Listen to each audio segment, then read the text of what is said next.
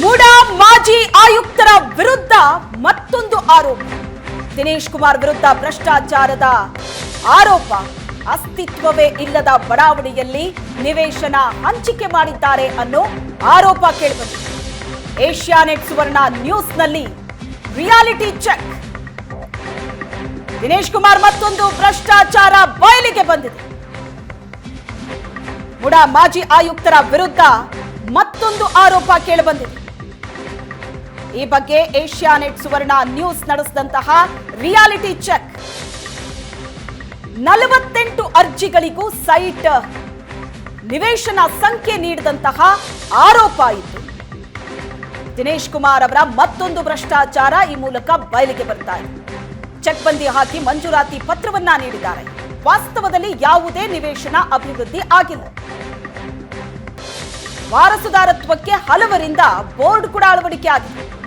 ನಿವೇಶನ ರಚಿಸಲಾಗಿದೆ ಅಂತ ಹಕ್ಕುಪತ್ರವನ್ನ ನೀಡಿದ್ದಾರೆ ದಿನೇಶ್.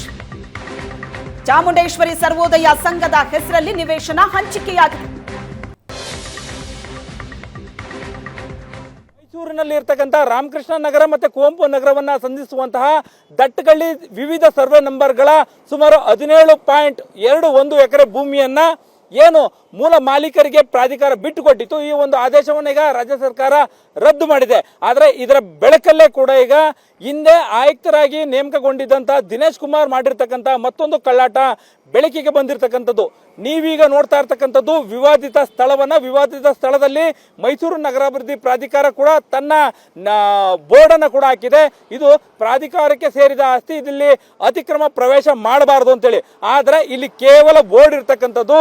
ಹಿಂದೆ ಇದ್ದಂಥ ಆಯುಕ್ತ ದಿನೇಶ್ ಕುಮಾರ್ ಏನಿದ್ದಾರೆ, ಇಲ್ಲಿರ್ತಕ್ಕಂಥ ಆಸ್ತಿಗಳನ್ನ ಸಾಕಷ್ಟು ಜನರಿಗೆ, ಅಂದ್ರೆ ಇಲ್ಲಿವರೆಗೂ ಸುಮಾರು 48 ಜನರಿಗೆ 48 ನಿವೇಶನಗಳನ್ನ ಬರೆದು ಕೊಟ್ಟಿರ್ತಕ್ಕಂಥದ್ದು ಈಗ ಬೆಳಕಿಗೆ ಬರ್ತಾ ಇರ್ತಕ್ಕಂಥದ್ದು. ಭೌಗೋಳಿಕವಾಗಿ ಹೇಳೋದಾದ್ರೆ ಇಲ್ಲಿ ಭೂಮಿ ಯಾವುದೇ ರೀತಿಯಾಗಿ ಅಭಿವೃದ್ಧಿ ಹೊಂದಿಲ್ಲದೆ ಇರ್ತಕ್ಕಂಥ ಸ್ಥಳದಲ್ಲಿ ಈಗಾಗಲೇ ನಿವೇಶನಗಳನ್ನ ರಚನೆ ಮಾಡಿದಂತೆ ದಾಖಲಾತಿಗಳನ್ನ ಸೃಷ್ಟಿ ಮಾಡಿ ನಿವೇಶನಗಳ ಸಂಖ್ಯೆಯನ್ನ ಹಾಕಿ ಈಗ ಕೊಟ್ಟಿರ್ತಕ್ಕಂಥದ್ದು ಬೆಳಕಿಗೆ ಬರ್ತಾ ಇದೆ. ಮತ್ತೊಂದು ಕಡೆ ಇಲ್ಲಿ ಗಮನಿಸಬೇಕು, ಏನು ದಟ್ಕಳ್ಳಿಯಲ್ಲಿ ಬರ್ತಕ್ಕಂಥ ವಿವಿಧ ಸರ್ವೆ ನಂಬರ್ಗಳು, ಸರ್ವೆ ನಂಬರ್ 15/1 ಹಿಡಿದು 15/2, 27, 27ರಲ್ಲಿ 2ರಿಂದ 4ರವರೆಗೆ 32, 38, 40 ಹೀಗೆ ವಿವಿಧ ಸರ್ವೆ ನಂಬರ್ಗಳಲ್ಲಿ ಇರ್ತಕ್ಕಂಥ ಒಟ್ಟು 17.21 ಗುಂಟೆ, 17 ಎಕರೆ 21 ಗುಂಟೆ ಭೂಮಿ ಏನಿದೆ, ಈ ಭೂಮಿ ಸಾಕಷ್ಟು ದಿನಗಳಿಂದನೂ ಕೂಡ ಭೂಮಾಲೀಕರು ಮತ್ತೆ ಪ್ರಾಧಿಕಾರದ ನಡುವೆ ವ್ಯಾಜ್ಯವಾಗಿ ಪರಿಣಮಿಸಿತ್ತು. ಆದರೆ ಈಗ ಕೋರ್ಟ್ಗಳಲ್ಲಿ ಪ್ರಾಧಿಕಾರದ ಆಸ್ತಿಯಾಗಿ ರಚನೆ ಆದೇಶ ಆಗಿದ್ರೂ ಕೂಡ ಹಿಂದೆ ಇದ್ದಂತಹ ಆಯುಕ್ತ ದಿನೇಶ್ ಕುಮಾರ್ ಏನಿದ್ದಾರೆ, ಅವರು ಈ ಒಂದು ಭೂಮಿಯನ್ನ ಸಾಕಷ್ಟು ಜನರಿಗೆ ಅಕ್ರಮವಾಗಿ ಖಾತೆ ಮಾಡಿಕೊಟ್ಟಿರ್ತಕ್ಕಂಥದ್ದು ಬೆಳಕಿಗೆ ಬರ್ತಾ ಇದೆ. ಹೀಗಾಗಿ ದಿನೇಶ್ ಕುಮಾರ್ ಮಾಡಿರ್ತಕ್ಕಂಥ ಒಂದು ಆದೇಶ ಏನಿದೆ, ಆ ಆದೇಶವನ್ನ ಈಗ ಸಂಪೂರ್ಣವಾಗಿ ರಾಜ್ಯ ಸರ್ಕಾರ ರದ್ದು ಮಾಡಿರ್ತಕ್ಕಂಥದ್ದು. ಆದರೆ ಒಂದು ಕಡೆ ರದ್ದು ಮಾಡಲಾಗಿದೆ. ಇಲ್ಲಿ ರದ್ದು ಮಾಡೋದಕ್ಕಿಂತ ಮುಂಚಿತವಾಗಿಯೇ ಕೂಡ ಸುಮಾರು 48 ಜನರಿಗೆ ನಿವೇಶನಗಳನ್ನು ಹಂಚಿಕೆ ಮಾಡಿರ್ತಕ್ಕಂಥದ್ದು ಇಲ್ಲಿ ಸ್ಪಷ್ಟವಾಗಿ ಗೊತ್ತಾಗ್ತದೆ. ನಾವೀಗ ತೋರಿಸ್ತಾ ಇರ್ತಕ್ಕಂಥ ಈ ಒಂದು ಸ್ಥಳ ಏನಿದೆ, ಈ ಸ್ಥಳದಲ್ಲಿ ಯಾವುದೇ ರೀತಿಯಾದ ಬಡಾವಣೆ ರಚನೆ ಆಗಿಲ್ಲ, ನಿವೇಶನಗಳನ್ನು ರಚನೆ ಮಾಡಲಾಗಿಲ್ಲ, ನಿವೇಶನಗಳ ಸಂಖ್ಯೆಯನ್ನು ಕೂಡ ನಮೂದು ಮಾಡಲಾಗಿಲ್ಲ.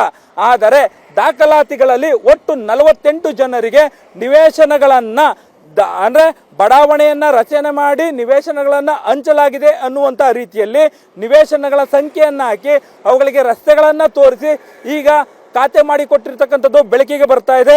ಕ್ಯಾಮ್ರಾ ಪರ್ಸನ್ ನವೀನ್ ಜೊತೆ ಮಧು ಎಂ ಚಿನ್ಕುರುಳಿ, ಏಷ್ಯಾನೆಟ್ ಸುವರ್ಣ ನ್ಯೂಸ್, ಮೈಸೂರು.